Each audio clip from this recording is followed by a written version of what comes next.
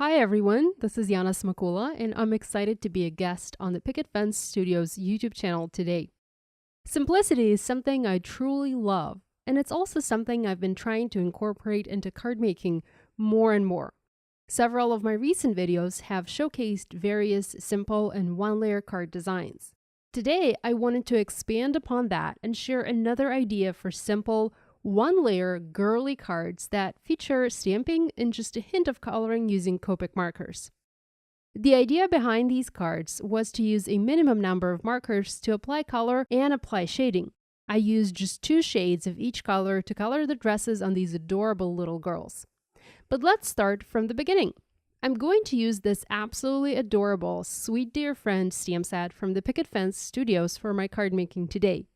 This set features 5 darling little girls in different poses, all dressed in cute little dresses. There's also a bunch of sentiments in this set that are perfect for friendship cards to send to your BFFs. Some messages are completely innocent, just like the girls, but other messages are quirky and unexpected, like I have a great idea, but it does involve a designated driver, or I need to schedule a play date that involves you, me, and adult beverages. So clever.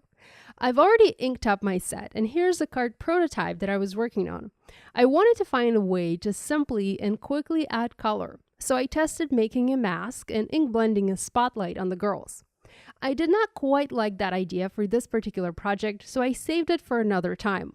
Today, I'm going to add color with the help of markers. Now, I am using Copic markers here, but these girls and this coloring method can be applied to other coloring mediums of your choice. If you like to watercolor or color with colored pencils, you can use this coloring technique with whatever coloring method you enjoy the most. I started working on my card by stamping the sentiment in the center of my white panel. Whenever I make one-layer cards, I usually do all of my stamping on a separate panel and then adhere that panel onto a card base. This helps in cases when I've used Copic markers, for example, and they've bled to the other side of my paper. Coloring on a panel and adhering that panel onto a card base eliminates this problem. I'm going to use my Intense Black Hybrid ink pad from Picket Fence Studios to do all of my stamping today. I really loved how this ink pad performed. The ink did not bleed when I was coloring with my Copic markers, and it stamped perfectly every time. I did use this ink with ink blending, and it smeared a little bit. So if you want to ink blend over your stamped images, I would suggest using a different kind of ink for that, or do the ink blending first and stamp your images using this ink later. I've picked the girls from my stamp set. I'm going to use all 5 of them. I've arranged them on my panel, and I'm going to ink them up and stamp around my sentiment. I actually want to have 8 girls here all around the message, so I'm going to stamp 3 more girls here to fill the entire background in. I actually stamped several panels to be able to use different sentiments for my cards, and for the second card, I used Twirl, Spin, and Leap, the Day Away message. And now comes the most fun part, the coloring process. Like I mentioned, I wanted to find a simple, approachable, doable way to color these girls without having to pull out too many markers and spend too much time coloring.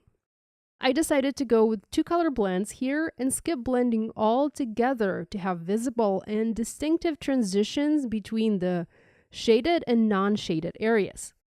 I used Y15 and Y17 colors to color the yellow dresses. I first applied the light color. I did wait for it to absorb into the paper and dry, as I didn't want it to blend into the darker color that I was about to apply to add shadows. This goes against everything I know about Copic markers, as the whole point of using these alcohol markers is to have gradual transitions and blends of color.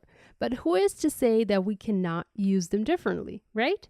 So here I'm applying the Y17 color to add shadows, and I'm not blending these at all. These girls remind me of fashion illustrations, and when I think of them, I see these quickly and messy colored images with distinctive shadows, similar to what I'm trying to achieve here. I colored the rest of the dresses in an identical fashion using RV21 and RV23 colors to color pink dresses, BG11 and BG32 to color teal dresses, and YG01 along with YG03 to color green dresses. As for where to add shadows, I simply followed the fold lines on the dresses of the stamped images, and I tried to picture where the fabric would look lighter and where it would seem darker due to the folds. Next, I used several skin tones and colored the girl's skin in the same way. I used E000, E00, and E02 to color their skin. So some girls have very, very, very pale skin, and the others still pale skin, but just a shade darker. Of course, you can color their skin any shade you like to match your skin tone or those of your friends. I also used just one color to color their hair, E33. I didn't want to take away from all the colorful dresses, so I kept their hair looking as plainly colored as possible. The only trick I used here is skipping a section or two to preserve a white highlight. These images are the perfect example of quick and approachable coloring. I also added some shading under each of these girls using a W1 marker. Once the coloring was done, I adhered these panels onto a card base. When I was coloring and stamping, I was under the impression that my panels were cut to 4 1/4 by 5.5 inches, as that's how I usually pre-cut my panels.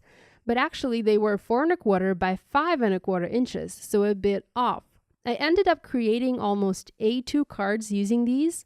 One card measured 4 1/4 by 5 1/4 inches, and another card measured 4 inches by 5 1/4 inches.